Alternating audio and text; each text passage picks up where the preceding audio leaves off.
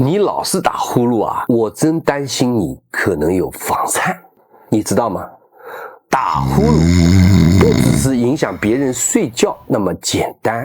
有时候它背后藏着的可能还有心脏的问题。我前段时间就碰到一个病人，40多岁，没有高血压，也没有糖尿病这些高危因素，就是打呼噜特别的严重。结果一查，原来是房颤。很多人不理解，说这个打呼噜怎么和心脏就扯上关系了呢？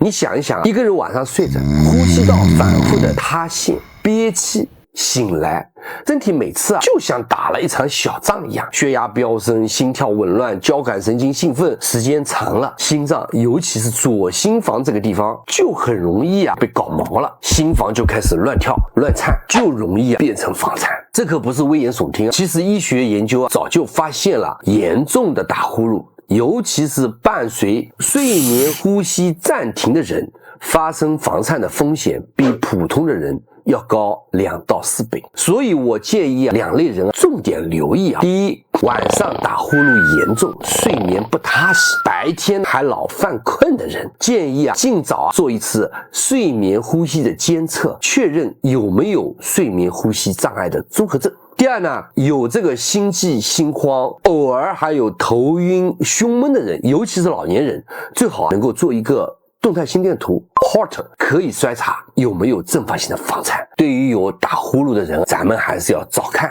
早防，不犯心脏的大病。